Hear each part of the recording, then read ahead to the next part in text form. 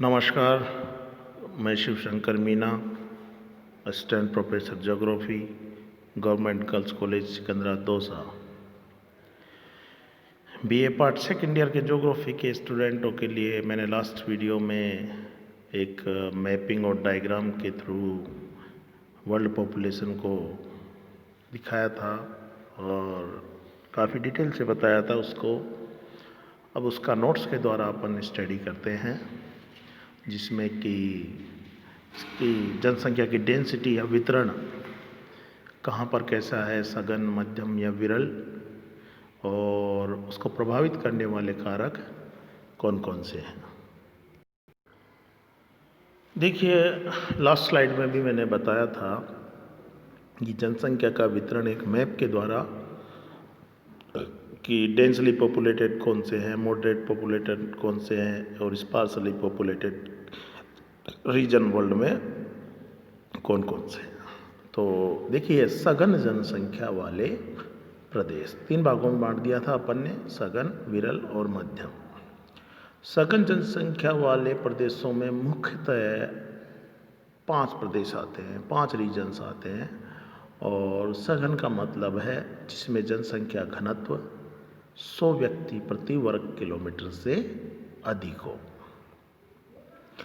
तो इसमें देखिए, एक तो पूर्वी एशिया, दक्षिणी एशिया, दक्षिणी पूर्वी एशिया, उत्तर पश्चिमी यूरोप, पूर्वी उत्तर अमेरिका। तो पूर्वी एशिया में देखिएगा, और जो लास्ट स्लाइड में मैप दिखाया था मैंने, उसमें भी रेड सिंबल में था, जिसमें चीन, जापान, दक्षिणी कोरिया, ताइवान और हांगकांग आते हैं। दक्षिणी एशिया की बात करें तो इसमें भारत, पाकिस्तान, श्रीलंका, बांग्लादेश और Nepal highly densely populated region है। इसके अलावा दक्षिणी पूर्वी एशिया, जिसमें इंडोनेशिया प्रमुख था, उत्तरी पश्चिमी यूरोप में Britain, Germany, Holland, Belgium, Luxembourg, France, Ireland, Denmark, Spain, Italy. और पूर्वी उत्तर अमेरिका में उत्तरी पूर्वी यूएसए, दक्षिणी पूर्वी कनाडा आते हैं। इसके अलावा इसमें मिस्र में नील नदी की घाटी का जो एरिया है वो भी हाईली पॉपुलेटेड एरिया है। और जो ऊपर के 3 रीजन हैं उसमें विश्व की 58% जनसंख्या पाई जाती है। और डेंसिटी के हिसाब से जो मकाओ है वो विश्व में प्रथम है।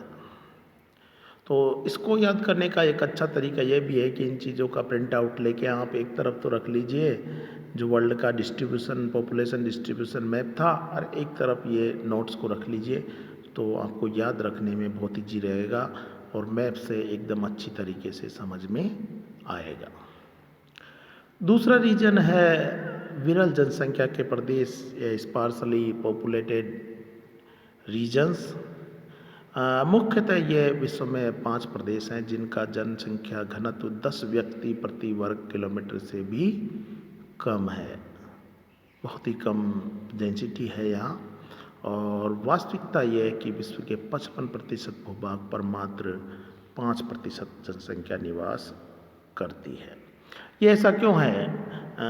ऊपर वाला रीजन देखा अपन ने सघन जनसंख्या का, और ये एकदम विरल, क्योंकि वहाँ पर इंफ्रास्ट्रक्चर और लिविंग के लिए आधारभूत सुविधाएं जैसे जल, क्लाइमेटिक कंडीशंस फेवरेबल होती हैं, तो वहाँ पर जनसंख्या अधिक होती है। एग्रीकल्चर के लिए अगर फेवरेबल कंडीशंस होती हैं तो वहाँ पर जनसंख्या अधिक होती है।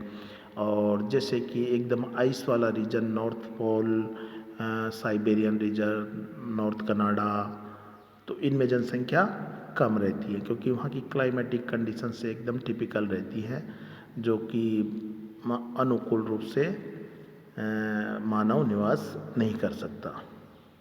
दूसरा है कि विरल जनसंख्या के प्रदेशों में कौन कौन से रीजन आते हैं। नेक्स्ट स्लाइड में देखते हैं। इसमें देखिए, एक तो उच्च अक्षांशीय क्षेत्र, मरुस्थलीय क्षेत्र, महाद्वीपीय जलवायु वाले आंतरिक प्रदेश, विषुवत रेखीय घने वन और उच्च पर्वतीय क्षेत्र आते हैं। देखिए उच्च अक्षांश क्षेत्रों में 60 डिग्री अक्षांश से ऊपर विश्व की मात्र 1% जनसंख्या निवास करती है। आर्कटिक और अंटार्कटिका के अलावा उत्तरी अमेरिका के उत्तरी भाग, ग्रीनलैंड एवं साइबेरिया इसमें आते हैं, क्योंकि ये एकदम कोल्ड रीजन है, वहाँ पर रहना बहुत ही टिपिकल है। सेकंड रीजन आता है इसमें मरुस्थलीय क्षेत्र। विश्व के सभी मरुस्थलों में, जैसे सहारा में देख लीजिए, इनमें क्या होता है कि ये ट्रॉपिकल रीजन में आते हैं। उष्णकटिबंध में टेम्परेचर अधिक होता है, पानी की भी कमी होती है, तो इन्हीं के कारणों से वहाँ पर जनसंख्या कम पाई जाती है। महाद्वीपीय जलवायु वाले आंतरिक प्रदेशों में भी क्या होता है कि शुष्कता के कारण यहाँ पर मध्य एशिया में जनसंख्या का घनत्व काफ़ी कम है। और विषुवतरेखीय घने वन में इसके अंतर्गत अफ्रीका का कांगो बेसिन, दक्षिण अमेरिका का अमेजन बेसिन, दक्षिणी पूर्वी एशिया के द्वीपीय क्षेत्र सम्मिलित होते हैं, क्योंकि यहाँ पर एकदम टेम्परेचर ज़्यादा रहता है, आर्द्रता अधिक रहती है, जो कि मानव के लिए फेवरेबल नहीं होती है। और एक और चीज़ है कि इन विषुवतरेखीय प्रदेशों में मच्छर एवं सीसी फ्लाई एक मक्खी होती है, जिसके प्रकोप की वजह से भी जनसंख्या कम होती है। उच्च पर्वतीय क्षेत्र में भी रहने के लिए टिपिकल कंडीशंस होती हैं, जैसे पर्वतों की ऊंचाई के अनुसार जनसंख्या घटती जाती है, विरल होती जाती है। हिमालय, अल्पास, रॉकी, एंडीज के पर्वतीय भागों में 2500 मीटर से अधिक ऊंचाई वाले भागों में जनसंख्या बहुत ही कम या नहीं होती है। अगला है सामान्य जनसंख्या के प्रदेश।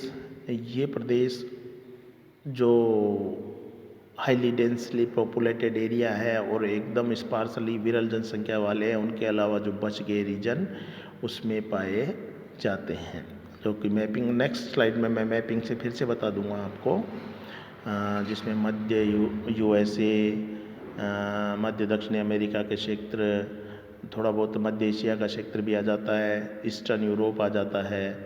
ये पार्ट मध्य सामान्य जनसंख्या वाले क्षेत्र होते हैं। अब जनसंख्या का जो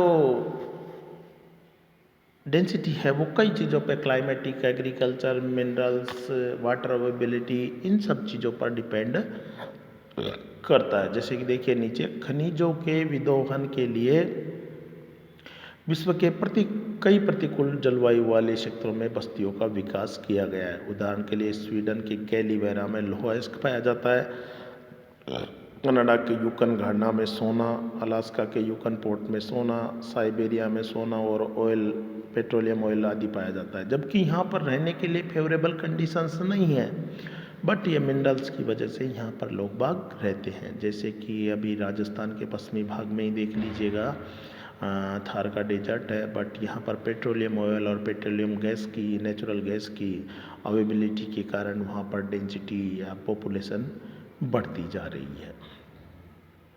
तो इन सब चीज़ों के साथ साथ वहाँ पर संसाधनों की उपलब्धता का भी जनसंख्या पर सकारात्मक प्रभाव पड़ता है।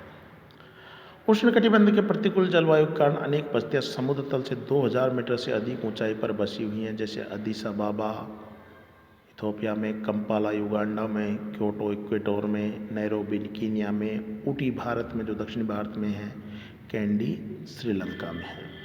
तो देखिएगा कई चीज़ें इसको इफ़ेक्ट करती हैं, लेकिन आधारभूत संरचनाओं के अलावा क्लाइमेटिक कंडीशंस, एग्रीकल्चर कंडीशंस के अलावा रिसोर्सेज की अवेलेबिलिटी भी डेंसिटी को प्रभावित करती है, और जहाँ पर रिसोर्स अवेलेबल हो जाते हैं वहाँ पर जनसंख्या अधिक हो जाती है। नेक्स्ट स्लाइड में और देख लेते हैं। देखिए ये मैप को मैंने कल भी डिस्कस किया था, ये थोड़ा सा अलग है। जो एकदम रेड कलर में है वो हाईली डेंसली पॉपुलेटेड एरियाज़ हैं, और जो येलो कलर में है वो मॉडरेट हाईली डेंस में ही आते हैं, लेकिन ये जो ब्लू कलर दे रखा है उससे कम हाईली पॉपुलेटेड रीजन्स हैं। एक नेक्स्ट मैप से और देखते हैं। ये देखिए, इससे एकदम क्लियर हो जाएगा जिस तरीके से हमने 3 भागों में विभाजित किया था, डेंसली, मॉडरेट और स्पार्सली। तो रेड कलर में जो है वहाँ पर 100 से अधिक डेंसिटी पाई जाती है, और ये एकदम हाईली पॉपुलेटेड डेंस एरिया है। और जो येलो कलर में है वो मॉडरेट पॉपुलेटेड एरिया है और बाकी का बचा हुआ स्पार्सली पॉपुलेटेड एरिया है। Thank you.